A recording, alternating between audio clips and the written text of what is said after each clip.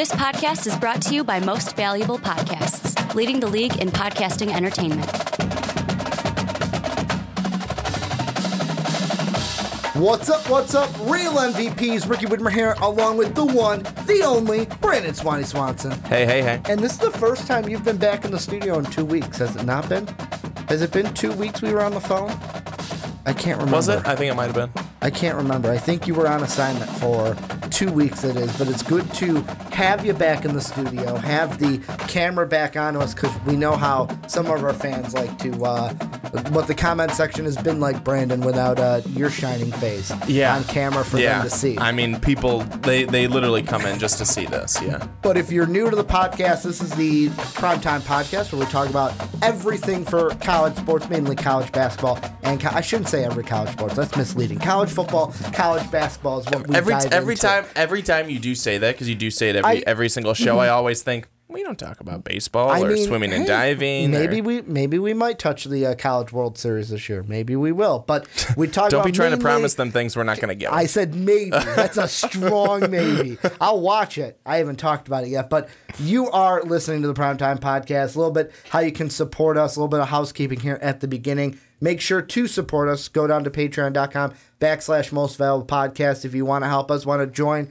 us on a podcast. Like Matt is going to be joining us for this first segment today. You can join us at the $10 tier to do that. You can also support us by getting yourself an MVP t-shirt that is down below in the description. You can also get it at mostvaluablepodcast.com. You can catch MVP each and every day. And then last but not least, if you're on iTunes, you're on Apple Podcasts, make sure to go and please give us a 5-star rating if you think we deserve it. I think we do deserve it, though, but I am a biased opinion. That's where you guys come in and give us the non-biased opinion about what you think of the podcast, and then let us know what you think of it on iTunes and Apple Podcasts. But, Brandon, it's time to start off the podcast. We're going to have a jam-packed show talking Big Ten. We're going to look at SEC. We're also going to dive into college basketball for the first time in this calendar year for sports. And for the first topic, talking Big Ten, we're going to welcome on Matt, one of our loyal patrons. Matt, first thing I got to ask you today is, how are you doing? And if you were to rate us on iTunes, would you call us a couple of good old boys who just talk about the SEC? I sure wouldn't. I mean, we're talking Big Ten today, so I think we're proving that wrong. But I'm doing well. I am still kind of riding my high horse with the big win on Saturday.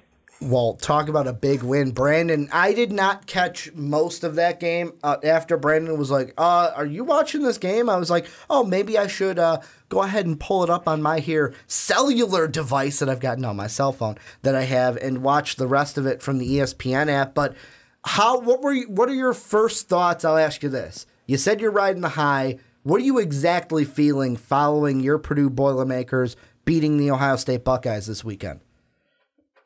I think it's just a lot of pent-up frustration and disappointment over the years. Finally, all kind of came together in this game, in a way I couldn't have even imagined. Purdue hasn't been ranked in 10 or 11 years now. This is their first 4-game winning streak in 11 years. They really haven't been, nationally relevant since 2004 when Kyle Orton was the front runner for Heisman, before he fumbled away a game that basically turned that season into nothing. So it really kind of, I think, represented for Purdue fans, this is the turnaround. This is kind of the turning point and brighter things to come. Maybe not this year even. I mean, I think this certainly puts a lot more in play for this year, but I think just for the future of Purdue football, it looks so much brighter. Well, I mean, you talk about being written off. I'll be completely honest. After the first 2-3 weeks or games of the season, I had personally written Purdue off. Oh, man, we talked so much about them. They're 0-3, not going to hear from them, and then they have won every single game since winning against Boston College on September 22nd. But we're kind of going to look at this at two sides, guys. And the first side I think we have to look at is the top dog in this that fell was Ohio State. They were the number 2 team in the country. I believe now in the rankings, they have fallen all the way to 11, with now Clemson taking on their top spot. Matt, I'm going to go to you first with this. when it comes to the Ohio State side, what do you think? How do you think this affects Ohio State in their side of the Big Ten and also the college football playoff as a whole? I think relative to their side of the Big Ten, I think, it's probably going to come down to that Michigan game now. I think they have the bye week, which it sounds like they desperately needed. I know they've had a lot of injuries on the defensive side, not to mention the departure of Joey Bosa. But they get a bye week that they really need. They get Nebraska, who they'll probably be looking to pummel. But I think division-wise, I think it's still in play in the sense that they can beat Michigan and still have the one loss in the tiebreaker. But it's going to come down to that game. And then nationally, as far as can they make the playoff, I'm not going to rule it out. I mean, last night or Saturday night was very detrimental to their chances, obviously. Not only the fact that they lost, but how they lost, raises concerns for any sort of game going forward. But I won't write it off just because of how crazy football is and the fact that they can still get the division, can still get to the championship game, the Big Ten championship game, and win that. And then at that point, I think, maybe they're back in that top four. This is, I think, still something today that Ohio State fans and players and coaches are still in shock of. The fact that they didn't just lose to Purdue, they got walloped by Purdue. They lost by 29 points. And this was not something I don't think that they expected was going to happen. But you almost, and Matt, maybe you could feel it too. Yeah, Purdue, they started out so slow out of the gate. After we had talked and said, maybe they could be 6 wins, 7 wins, something like that. They start off, 0-3, and we're all going, ooh, well, maybe not next year.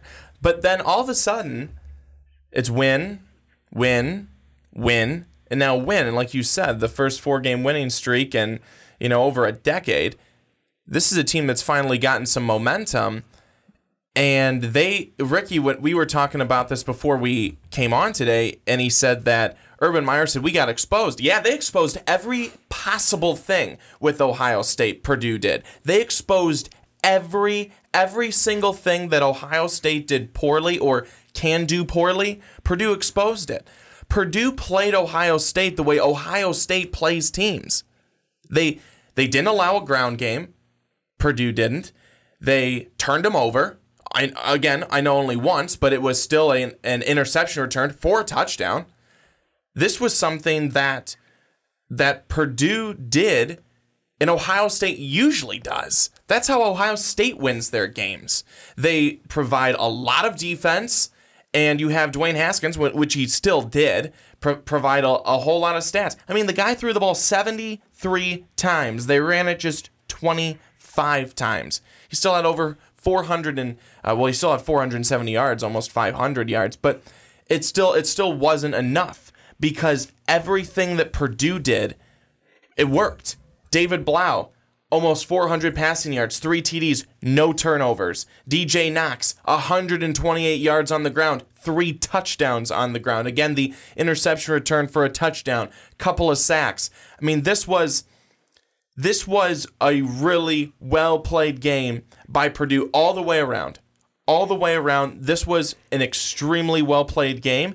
And my question back to you, Matt, is Purdue alive in the West? Are they alive? They're 3-1. Wisconsin has shown that they're shaky.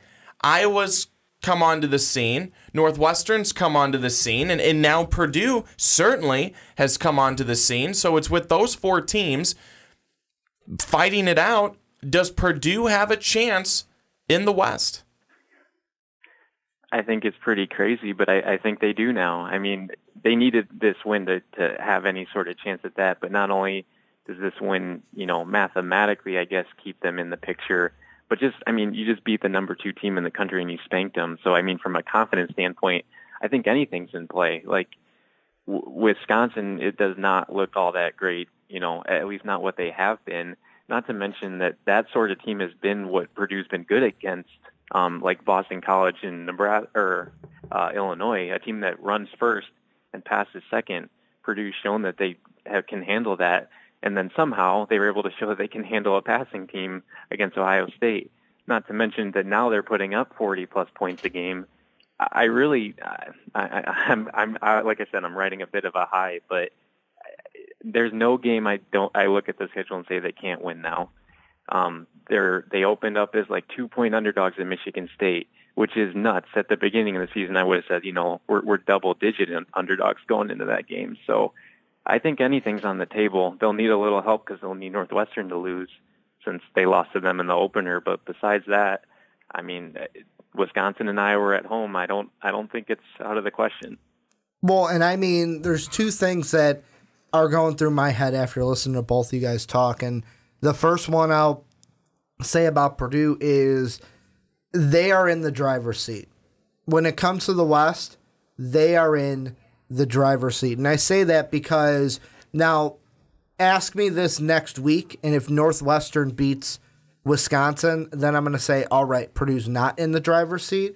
But if Wisconsin can beat Northwestern this upcoming Saturday, Purdue just has to take care of business, and they will win the Big Ten West. Because you look at the division at that point, Northwestern would then have 2 conference losses. If Purdue wins out, they would only have 1, and they would be beating Wisconsin and Iowa in the process.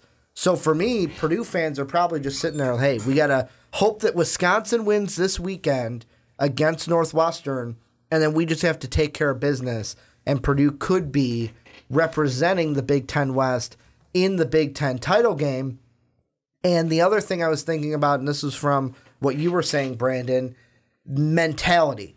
The mentality of both of these teams coming into this game, because if you listen to Coach Brahm after the game, he said he liked their aggressiveness, that this team was aggressive. Now, there have been times this year, like at the very first game, where the aggressiveness has hurt them on that last play that kind of sealed the win for Northwestern. But in a game like this, it helped them being aggressive and shutting down that run game. And you even got that from the Ohio State, like their wide receiver, and I'm probably going to screw up the name, but Terry McLaurin, he said, and I quote, "We didn't come in with a mentality feeling like we had all these mistakes. We came in actually on a high note." And that's what I want to hit is you can say, oh, we got exposed. Oh, they didn't come. Like the basic thing is Ohio State came into this game and the word I'm looking for is they took Purdue for granted. It's another game for Ohio State. We just got to come in, take care of business, and then we can get out with a win. But I don't think they came in with the mentality of, all right, we got to take care of business. They thought coming in, all right, this is just another game on the road to the playoff. Nothing bad can happen to us. And the good thing for Ohio State is that this win happened now, or I should say this loss happened now, because I'm looking at every single team, everyone ahead of them in the rankings. You've got Texas. They've got some tough matchups coming up. They've got a West Virginia matchup in about 2 weeks that everyone's going to look at.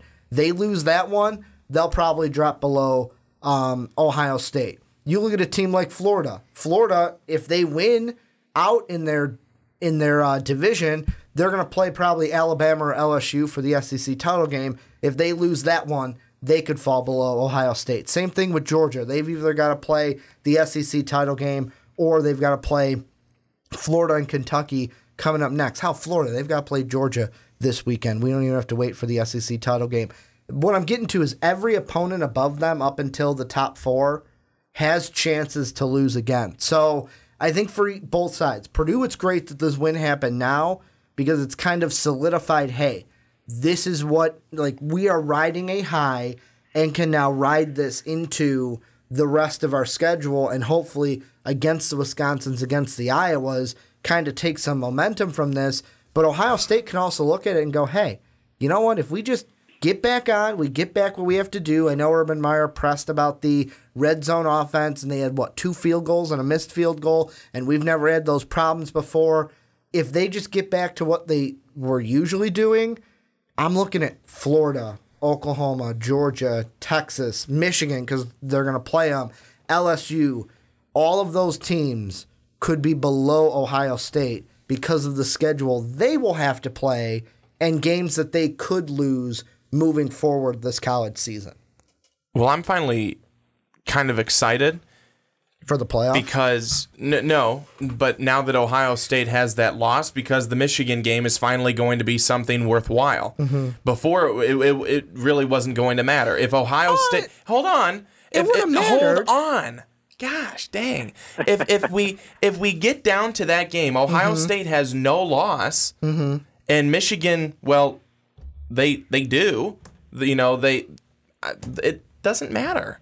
It would not have mattered. It doesn't matter the way that it does now. See, but that's the point where I would disagree with. I don't think this loss means the thing that I think this game means when it comes to that one is if Ohio State didn't lose a game up until that point, many people would be thinking, well, this is going to be another easy win for the Buckeyes, and Buckeyes are going to march to the playoffs, when in reality, the Wolverines still, if they had one loss, win that game, go on to the Big Ten title game, much the same, because then they would have the tiebreaker over Ohio State. The thing that this does, and Matt, I'll throw it to you, is the reason why you're sitting there thinking that, Brandon, is now that the mighty has fallen, you now think it is a level playing field and that Michigan now has a shot in this one. What do you think? Not before you say that, though, not necessarily, is because Michigan's going to lose to Penn State in a couple of weekends, so that's why everything's going to be level. It's not going to necessarily matter because Penn State's going to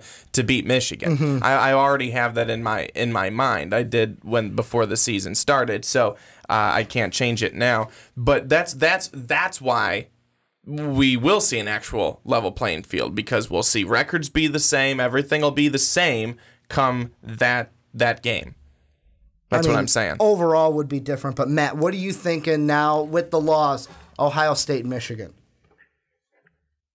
Yeah, I think take it from the Ohio State perspective, they're going to be hungry for that. Not that they aren't anyway for that game, but it's going to be a little bit elevated in their eyes. And then from Michigan's perspective, they've got a Harbaugh for himself and for his program, and the fans needs to seize that opportunity now and say, it ends now. We got to win this game. We've got to get to the Big Ten championship and establish ourselves as just as good a program as Ohio State.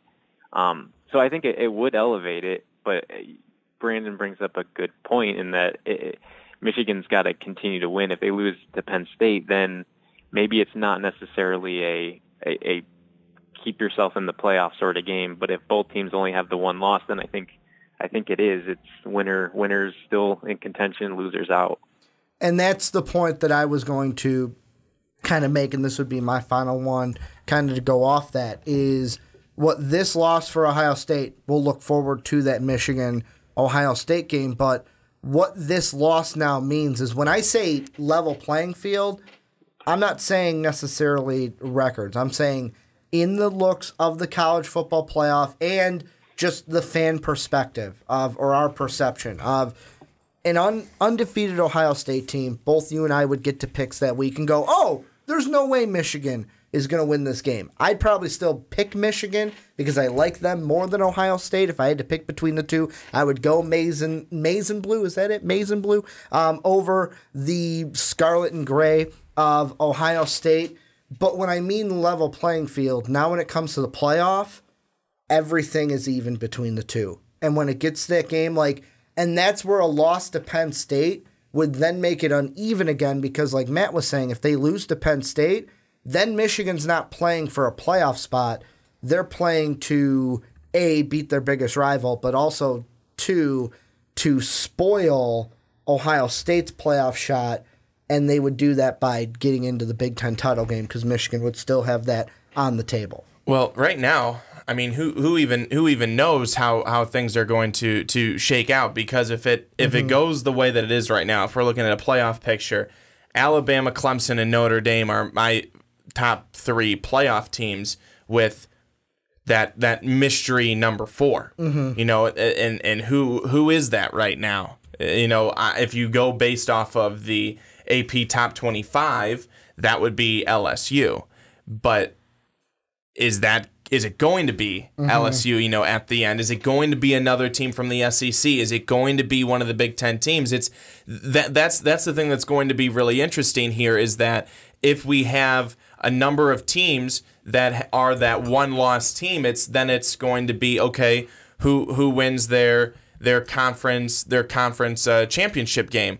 Okay, well, they won their conference championship game. They won their conference championship game. They both have one loss. Okay, now we're just tossing them both up in the air. That's when that's going to come down to be really kind of, okay, you know, what happens now? And that's why this loss to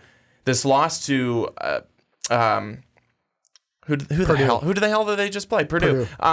This loss to Purdue is detrimental. It's detrimental to Ohio State, and it kills them, because if they now, yes, it does. I'm on the other side. Well, I don't think it does. How? Because at the end of the day, if it comes down to it and they lose to Michigan, they're done. They're cooked. Well, if they would have lost to Michigan anyways, they would have been cooked, because Ohio State does not have the same repertoire as in Alabama. And I know Alabama haters are going to come out and say, yeah, that's right, Ohio State's not playing the Citadel late in the year like Alabama does. Jokes aside, the thing I'm comparing this to is, remember what happened in 2014? I know the loss happened a little bit sooner than this, but Ohio State came out, they played Virginia Tech, they got beat by Virginia Tech, and then they went on a run. They made the playoff, and that was, I think, the year they went ahead and went on that run and won the whole thing. I'm not saying that Ohio State's going to win the whole thing, but this could be a blessing in disguise for Ohio State, because this could knock them down a peg. All right, we're not the high horse. We got to look at ourselves, and we can't take every game for granted, but look at everyone else above them. The Floridas, the Georgias, even the Kentuckys who are right behind them. All of that is going to get settled in the next 3 weeks. So not all of those teams are going to be undefeated. One will rise at least, and then they got to play either LSU or Alabama. Speaking of that, LSU and Alabama have to play each other. So one of those two teams is going to lose. If that's LSU, they've already then got 2 losses on their year. That kind of kills their playoff hopes.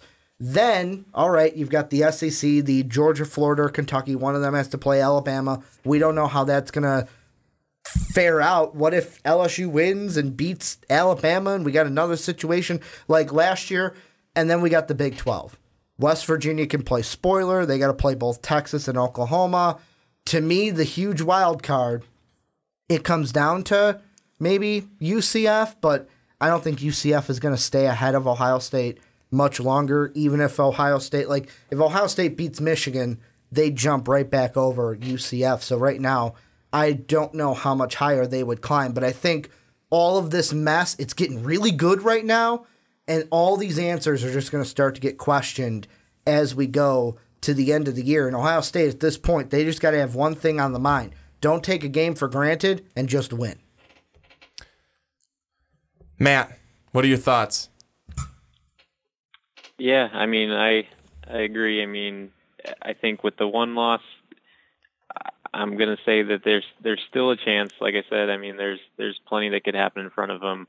I think timing matters too. I think this is far enough out from the end of the season that you can recover, whereas some of these teams that are up there, if they lose in the last week, I think just because of recency bias, sometimes that gets you knocked out far enough that people might kind of forget about this Ohio State loss. So I think it's still in play for them, but I say that only based on, possibilities. Based on what I saw, how they played, I don't know that they're going to do it. Yeah, I think that you're absolutely right there, and you're correct, too, in the fact of, I mean, how many times have we seen the last couple of seasons?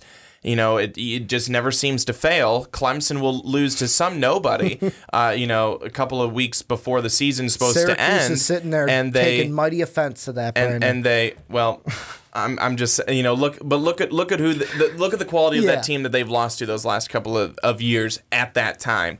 It was completely much less than what Clemson was or should have been. And they've been able to recover, but then that has been their only loss. Whereas now, yes, for Ohio State, yeah, it's far enough out potentially if this is their only loss. But if they throw another loss on there and they end the season with a loss to Michigan, they're done. Well, yeah, and that's the last thing I will say, and this is what I'll close it. If they do lose again, they are done. But this loss alone, if they only have this loss at the end, it's not a... No, and that's not what I was saying earlier. I was saying that this is detrimental because you come down to that last game, and if you do have that loss, and let's say... You don't have that cushion anymore. You don't, and it's a... People will still, because... And people who hate Ohio State will say, well, they're going to find a way to keep them around. It doesn't matter. It doesn't even matter. Even if Michigan should be above them, people will find a way to keep Ohio State around.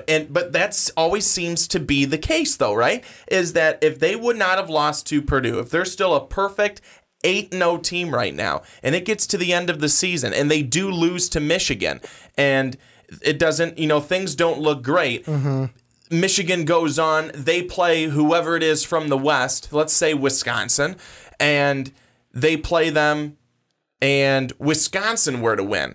Well, then somehow Ohio State would end up being the team from the Big Ten to go to the playoff because people could care less about Wisconsin. They're going to screw over Michigan again, and somehow they're going to find a way to get Ohio State there, which is how I think a lot of people thought that Alabama got there last year. So I'm saying that right now, this loss, it may not look all that big right now. It's going to look pretty big, I think, in a couple of weeks. I'll say this. If you're an Ohio State fan, I will give you the team. If you're sitting there going, which SEC team should I be rooting for? Kentucky.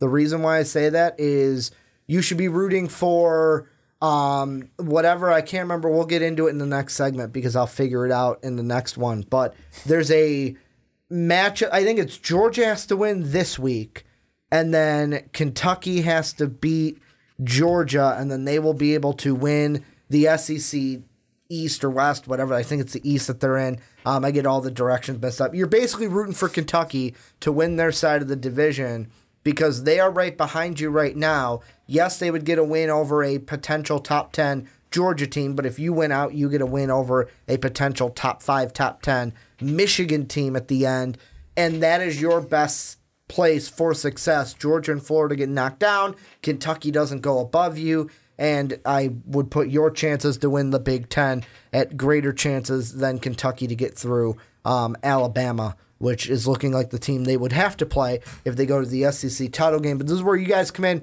Let us know what you guys think down below in the comment section. What do you think about the Ohio State loss? What do you think about the Purdue W? Matt, thank you for joining us for another great Patreon segment. It was great to have you on for this podcast. Yeah, thanks a lot, guys.